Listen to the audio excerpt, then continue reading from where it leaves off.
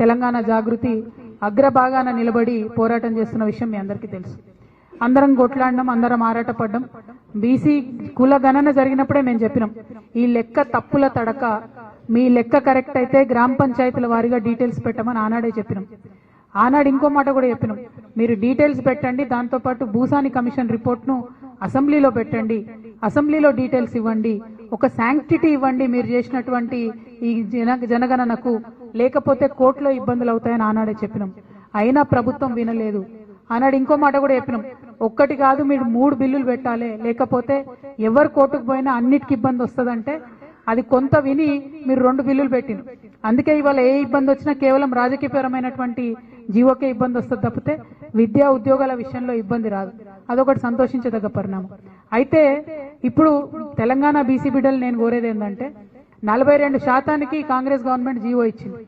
ఇచ్చిన తెల్లారే ఇస్తదనే వార్త రాగానే మళ్ళా కాంగ్రెస్ పార్టీ నాయకులే కేసు వేయించారు.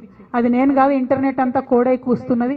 అనేక రకమైన సాక్ష్యాధారాలతో అనేక మంది కేసు వేసిన వ్యక్తులు రేవంత్ రెడ్డి గారి దగ్గర మనుషులని కూడా చెప్తున్నటువంటి సందర్భం కనబడుతున్నది. ఎట్ ద సేమ్ టైం వీళ్ళేమో వీళ్ళు ఇచ్చిన జీవోనే వీళ్ళు కేసులు వేస్తారు.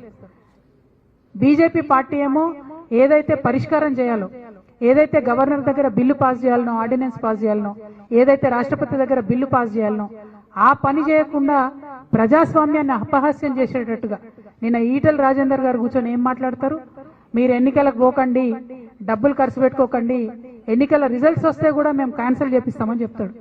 ఈటెల రాజేందర్ బీజేపీ పార్టీ ఏమన్నా కోటా అండి? జడ్జిలా వీళ్ళేమన్నా? అంటే వీళ్ళ ఉద్దేశం ఏంది?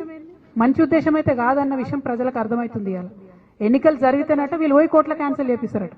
అసలు బిల్లు ఇవ్వాల్సిందే మీరు కదా, రిజర్వేషన్ ఇవ్వాల్సిందే మీరు కదా. ఎంత ద్రోహపూరితమైన మాటలు మాట్లాడుతున్నారు, ఎంత మోసపూరితమైన మాటలు మాట్లాడుతున్నారు. ఇవాళ ఈటెల రాజేంద్ర అన్న గారిని భారతీయ జనతా పార్టీ నేను డైరెక్ట్ గా ఒకటి అడుగుతా ఉన్నా, ఇదేనా మీ పార్టీ వైఖరి? ఇదేనా బీసీల పట్ల మీకున్న చిత్తశుద్ధి? ఇది మీ అఫీషియల్ స్టాండా? మీ అధ్యక్షుడు చెప్పిండా? మీ అధ్యక్షుడేమో జీవన్ స్వాగతిస్తున్నా అంటాడు, ఈటెల రాజేంద్ర గారేమో బయటకు వచ్చి, ఆయన మెంబర్ ఆఫ్ పార్లమెంట్, ఆయన బయటకు వచ్చేమో ఏం మాటలు అవి? ఒక ఉద్యమకారుడు, బీసీ బిడ్డ, మీకు ఎంత బాధ్యత ఉండాలి? ఎట్లా మాట్లాడతారు మీరు అట్లా? ఈటెల రాజేంద్ర అన్న గారు తక్షణమే క్లారిఫికేషన్ ఇవ్వాలి. అంటే ఇది ఏం కుట్ర? ఒక పక్క కాంగ్రెస్ పార్టీ ఏమో జీవో ఇస్తుంది, ఇంకో పక్క జీవోను అడ్డుకోవడానికి వాళ్ళే కోర్టుకు పోతారు, ఇంకొక పక్క ఎలక్షన్ వస్తుంది అనేటటువంటి సంబరంలో కనీసం చాలా చోట్ల బీసీలకు అవకాశం వస్తుందని అనుకుంటుంటే మీరు ఎన్నికలకు పోకండి, మీరు ఖర్చు పెట్టుకోకండి, మేము కోర్టుకు పోతామని చెప్తారా? మీరు ఏం పార్టీ మీది?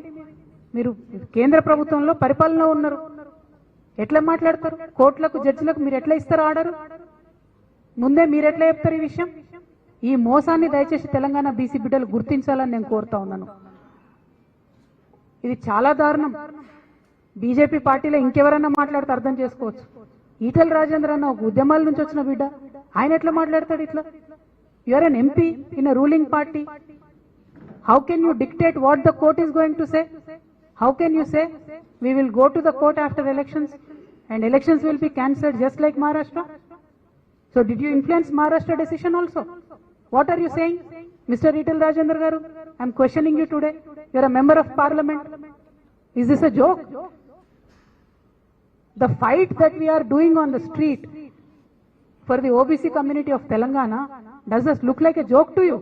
Is this a joke for BJP party?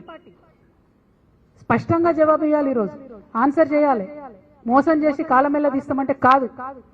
అరే మాట్లాడడానికన్నా నియతి ఉండాలి కదన్నా. గవర్నర్ దగ్గర పెండింగ్ ఉంది ఆర్డినెన్స్, మాట్లాడరాదా మీకు? ఇక్కడున్న 8 మంది పార్లమెంట్ మెంబర్లు పోయి కాలు పట్టుకోండి మీ మోడీ గారి, అన్న మా తెలంగాణ వాళ్ళకు రిజర్వేషన్ కావాలి ఇవ్వండి అని అడగండి. అది అడగ చేత కాదు, ఉల్టా ఏమంటారు? ఎలక్షన్లకు పోకండి అంటే ఇప్పుడు బీసీ బిడ్డలు ఎంత కన్ఫ్యూజన్లు ఉండాలి? పోవద్దా? పైసలు పెట్టుకోవద్దా? గెలవద్దా? బీసీలకు ఏం రావద్దా? ఇదేనా బీజేపీ వైఖరి? ఎంత అన్యాయం ఇది! జోక్ లాగా ఒక పక్క కాంగ్రెస్ పార్టీ ఏమో ఇచ్చిన రిజర్వేషన్లలో, మీకు ఇక్కడ ఎగ్జాంపుల్స్ నేను చదివి వినిపిస్తా, దయచేసి కొంచెం టైం పట్టిన ప్రెస్ మిత్రులు ఓపికగా వినాలని కోరుతున్నా. కామారెడ్డి జిల్లా నస్రులాబాద్ మండలంలో అంకోల్ గ్రామ పంచాయతీ ఎస్టీకి రిజర్వేషన్ ఎస్టీకి వచ్చింది. ఆ ఊర్లో మొత్తం ఉన్నది 784 మంది. ఒక్కడంటే ఒక్క ఎస్టీ ఓటర్ లేడు ఆ ఊర్లో. రిజర్వేషన్ ఎస్టీకి వచ్చింది. ఇది ఏంది? ఇది అంటే ఎంత సాంకేతిక పరంగా అసలు ఇదేమన్నా పనికొచ్చే రిజర్వేషనేనా? అట్లనే పెద్ద కొడపతల్ మండలం దావన్ తండ ఈ పంచాయతీని ఎస్సీలకు రిజర్వేషన్ చేశారు. అక్కడ ఒక్కరంటే ఒక ఎస్సీ ఓటర్ లేడు. ఎక్కడికి వెళ్ళి వచ్చి పోటీ చేయాలి ఎస్సీలు? మరి పోటీ చేస్తే ఆ గ్రామంలో ప్రజలకు ఏం న్యాయం జరుగుతుంది? మాచారెడ్డి మండలం వడ్డెరగూడెం తండ మొత్తం ఊరంతా వడ్డెరలే ఉంటారు, అంటే బీసీలు ఉంటారు. అక్కడ సర్పంచ్ పదవి ఎస్టీకి వచ్చింది. మరి ఎక్కడి నుంచి ఎస్టీ వచ్చి అక్కడ పోటీ చేయాలి? ఎట్లా గెలవాలి? నాగర్ కర్నూలు జిల్లా ఇదైతే మరీ దారుణం. నాగర్ కర్నూలు జిల్లా అమరాబాద్ మండలం కుమ్మరోన్పల్లిలో ఇదివరకు కూడా సర్పంచ్ సీటు ఎస్టీకి రిజర్వ్ అయింది. అయితే గ్రామంలో ఎవరు ఎస్టీలు లేకపోవడంతో అసలు ఆ గ్రామంలో ఇదివరకు కూడా సర్పంచ్ ఎన్నికలు జరగలేదు. ఇక ఎంత ఘోరం ఉన్నాయి మన ప్రభుత్వాలు అంటే, ఇదివరకే ఎన్నికలు జరగని ఆ గ్రామంలో ఇప్పుడు మళ్ళీ ఎస్టీకే రిజర్వేషన్ వచ్చింది. మళ్ళీ ఎట్లా జరుగుతుంది ఎన్నిక? అంటే ఆ ఊరు పోయినసారి ఎన్నికలు జరగలేదు, ఇప్పుడన్నా రిజర్వేషన్ మార్చాలి కదా, సరి చేసుకోవాలి కదా, అక్కడ కూడా జరగలేదు. ఇక నల్లగొండ జిల్లా చింతపల్లి మండలం తక్కెలపల్లిలో ఎస్టీ ఓట్లు 2 ఉన్నాయి. అక్కడ ఎంపీటీసీ స్థానాన్ని ఎస్టీకి ఇచ్చిర్రు, ఇంకో 2 వార్డులను కూడా ఎస్టీకి ఇచ్చిర్రు. ఇద్దరే ఉన్నారు, 3 ఎస్టీ రిజర్వేషన్లు ఇచ్చిర్రు. అంటే ఇది ఏం కుట్ర, ఇదేం పద్ధతి? ఇందుకోసమే మేమేం అడిగినామంటే, మీరు గ్రామ పంచాయతీల వారీగా డీటెయిల్స్ పెట్టండి, జనాభా వివరాలు ఇవ్వండి. ఇస్తే అక్కడ జనాభా ఎవరు ఎక్కువ ఉంటే అక్కడ వాళ్ళకు, ఓసీ లెక్కుంటే ఓసీలోకి వస్తుంది, ఎస్సీ లెక్కుంటే ఎస్సీలోకి వస్తుంది, బీసీ లెక్కుంటే బీసీలోకి వస్తుంది. అలా పెద్ద విషయం ఏముంది?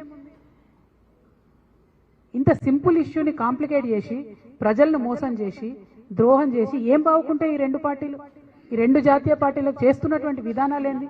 దయచేసి ఒకసారి తెలంగాణ ప్రజలు ఆలోచించాలని నేను కోరుతా ఉన్నా. ఇంత పెద్ద లిస్ట్ ఉంది, 3 పేజీల లిస్ట్ ఉంది, ఎగ్జాంపుల్స్ తో సహా ఒక్కొక్క గ్రామ పంచాయతీలో